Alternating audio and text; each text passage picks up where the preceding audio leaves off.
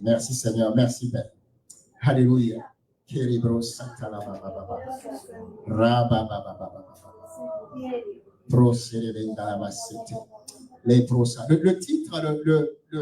titre principal de notre octave de prière, donc les 8 jours de jeûne et de prière que nous avons eu ici pour l'église ACC, amen, c'était sur une lumière se lève pour une saison nouvelle, amen, et le message principal était dans le livre de Ésaïe au chapitre 9, amen, Ésaïe au chapitre 9, une lumière se lève pour une saison nouvelle, et comme je l'ai dit, on ne savait pas que ça coïncidait avec Rosh Hashanah. Rosh Hashanah, c'est le commencement de l'année. Donc, ça veut dire que le peuple juif rentre dans un temps nouveau, dans une saison nouvelle. Et quand le Seigneur nous a demandé de commencer cette octave, on ne savait même pas que ça terminait quand la nouvelle année juive, elle commence. Amen. Et donc, ça a été quelque chose de merveilleux. Amen. Mais j'aimerais lire rapidement le verset 2 de Ésaïe au chapitre 9. Amen. Verset 2 de Ésaïe chapitre 9. Amen. Et la parole, on peut même commencer au verset 1 à 2. Ça va être beaucoup plus clair pour tout le monde. Amen. Ésaïe au chapitre 9, à partir du premier verset. Amen. La parole dit ceci: mais les ténèbres ne régneront pas toujours sur la terre, où il y a maintenant des angoisses. Amen. La parole de l'Éternel est très claire. Il dit: les ténèbres ne régneront pas toujours. Toujours. Amen. Elles ne régneront pas toujours sur la terre, où il y a maintenant des angoisses. Et là, il souligne quelque chose de très important. Il dit: si les temps passés ont couvert d'opprobre le pays de Zabulon, amen, si les temps passés, amen, il dit, et le pays de Nephtali, il dit les temps à venir. On voit ici, dans la parole que le Seigneur nous a donnée pour ces 8 jours de prière, que Dieu fait une différence entre les temps passés et les temps à venir. En d'autres termes, il y a des moments où il y a un temps qui passe, et Dieu, il est en train de dire que dans la nouvelle chose que je veux faire dans vos vies, dans le temps à venir, amen, il ne doit plus régner dans vos vies les ténèbres qui régnaient avant. Oui, par le passé, il y a eu des ténèbres. Oui, par le passé, il y a eu des troubles. Oui, par le passé, même maintenant, je tire une ligne. Même maintenant, je dis qu'il y a un temps nouveau qui se lève. Il y a un soleil nouveau. Il y a une nouvelle lumière qui se lève dans votre vie. Alléluia. Et cette lumière, elle va faire entrer, amen, quelque chose de nouveau, quelque chose de rafraîchissant. Remarquez que Dieu est toujours dans le nouveau. Dieu, notre Dieu tout-puissant, il ne reste jamais dans l'ancien. Il est en train toujours de faire une nouvelle chose. God is always doing a new thing. Alléluia. Il est toujours en train de faire quelque chose de nouveau. Et nous, en tant qu'enfants de Dieu, on doit être aux aguets de ne jamais rater la nouvelle chose que Dieu est en train de faire. Que quelqu'un dise amen ce soir. Oh, dites encore amen, j'ai besoin de vos amen ce soir. Alléluia. Wow. Et il dit, amen, dans les temps à venir, couvriront de gloire la contrée voisine de la mer et au-delà du Jourdain. Et le territoire des gentils. Vous voyez-vous, il inclut même le territoire des gentils, donc les non-juifs. Il nous incluait déjà en ce temps-là. Amen. Et donc, nous avons dit et décrété pendant ces 8 jours, dire Seigneur, pour ton Église, pour nous, pour nos vies personnelles, amen, il y a une lumière nouvelle. Il y a quelque chose de nouveau qui vient. Amen. Et nous n'allons pas regarder en arrière. Amen. Oui, par le passé, il y a eu des ténèbres, mais Seigneur, tu décrètes une nouvelle saison. Et alors que nous étions en train de prier, le Seigneur nous a donné une révélation et il a dit, la saison que je suis en train de décréter au milieu de vous, c'est la saison du RES. C'est la saison du RES. Et il a dit, pour chacun d'entre vous, choisissez ce que veut dire RES pour toi. Pour chacun, la situation est différente. Pour certains, RES veut dire résolution. Pour d'autres, ça veut dire respiration. Pour d'autres, ça veut dire restitution. Pour d'autres, ça veut dire, comment dire ça? Restauration. Amen. Alléluia. Ressourcement. Reset. Est-ce que tu étais dans un temps dans ta vie où tu avais besoin d'un reset? Amen. Dieu dit, il y a une nouvelle saison qui se lève. Et profitons de ce Rosh Hashanah 2023. Amen. Nous entrons dans une nouvelle année. Amen. Une nouvelle saison. Amen. Pour nous repositionner avec Dieu. Pour dire, Seigneur, moi, pour cette saison qui commence, RES veut dire restauration. RES veut dire restitution. L'onction RES pour moi, ça veut dire resoumission, résolution.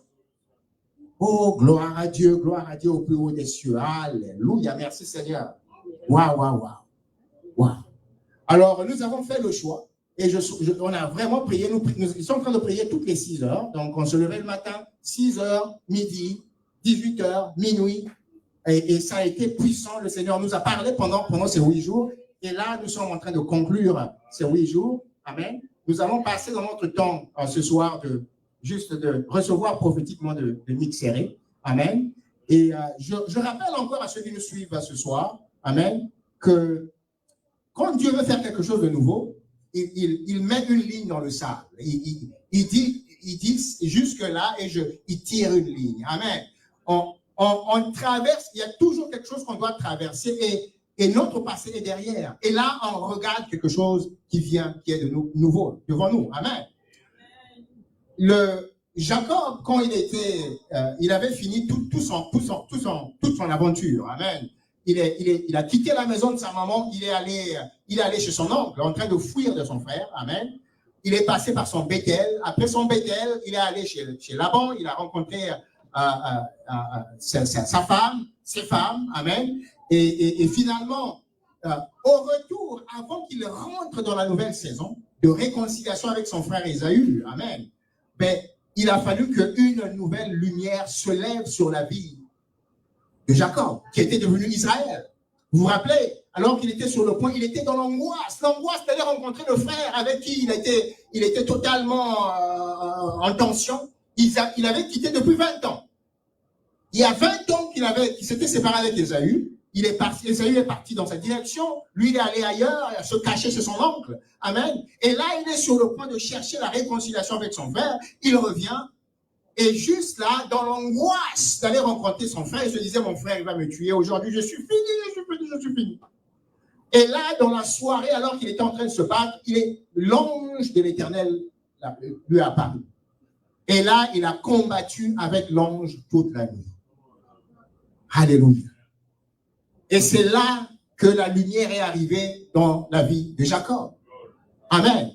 Le Seigneur lui a posé la question qu'il craignait, en fait, la question qu'il ne voulait absolument pas entendre. Une des questions que l'ange lui a posées, c'est de savoir, c'est quoi ton nom? Tu veux entrer dans une nouvelle saison? Amen. Mais il faut que ton identité change. Tu ne peux pas entrer dans la nouvelle saison avec les vieux habits. Tu ne peux pas entrer dans la nouvelle saison avec les vieilles outres. Tu ne peux pas entrer dans la nouvelle saison avec les vieilles habitudes. Il faut que tout ça reste en arrière. Alléluia. Et la question que l'ange, dans le livre de Genèse, a posée à Jacob, c'était une question profonde. Quel est ton nom? Et là, finalement, avec un grand souffle, Jacob a fini par dire la vérité pour dire, mon nom c'est Jacob. Cette même question-là, elle lui avait été posée il y avait 20 ans. Quand son père, Isaac, lui demandait avant de relâcher la bénédiction, avant qu'il vole la bénédiction de son grand frère. Son père, Isaac, lui avait posé la question, c'est quoi son nom? Il avait dit, je m'appelle Ésaü. Et là, Dieu voulait corriger ça avant que Jacob ne rentre dans la nouvelle saison de réconciliation avec son frère. Avant que la lumière de Dieu ne brille sur sa vie. Amen. Dès qu'il a répondu qu'il était, je suis Jacob.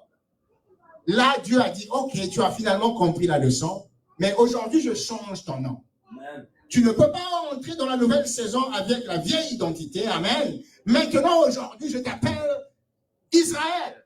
Jacob n'est plus ton nom. Maintenant, tu vas t'appeler Israël parce que tu vas engendrer toutes les 12 tribus d'Israël. Alléluia.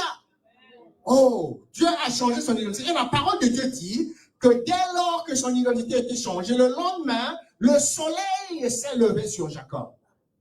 Et là, il est allé, il a traversé il a traversé le Jourdain pour aller à la rencontre de son frère. Et la paix s'est établie durablement dans la vie de Jacob. Amen. Dieu, c'est exactement ce qu'il veut faire pour nous, pour chacun d'entre nous.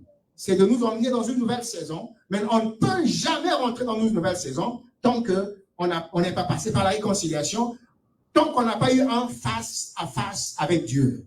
Ce lieu-là où Jacob a rencontré Dieu pour la deuxième fois, amen, le deuxième face-à-face avec Dieu, où il est sorti en boitant, amen, il appelait Peniel. Peniel. Peniel veut dire la face de Dieu. Il dit, j'ai vu la face de Dieu, j'ai vu Dieu face à face et j'ai survécu. Alléluia. Pour que nous soyons capables d'entrer dans une nouvelle saison, nous avons besoin d'avoir un face à face avec Dieu. Amen. Vous pouvez avoir un Bethel dans votre vie. Ça veut dire que vous êtes allé dans la maison de Dieu. Beaucoup de chrétiens vont à Bethel. Mais est-ce qu'ils sont passés par Peniel? Je répète. Il y a beaucoup de chrétiens qui vont à Bethel, mais qui n'ont jamais de Peniel. Ils n'ont jamais eu un moment Peniel dans leur vie. Un moment où ils ont fait face à Dieu. Ils ont eu un face-à-face avec Dieu. Et ce face-à-face avec Dieu, ça se développe dans l'intimité, dans la relation avec Dieu. Amen. Non pas dans la religion. Tu peux aller dans une église, dans un Bethel, où il n'y a pas le Dieu de l'église. Allô? Tu peux aller dans l'église sans avoir le Dieu de l'église. Sans avoir le face-à-face, le Peniel. Amen. Dans ta vie, nous avons tous besoin d'un Peniel. Et c'est après ce Peniel que la lumière se lève sur notre vie. Soyez bénis. Amen, amen, amen.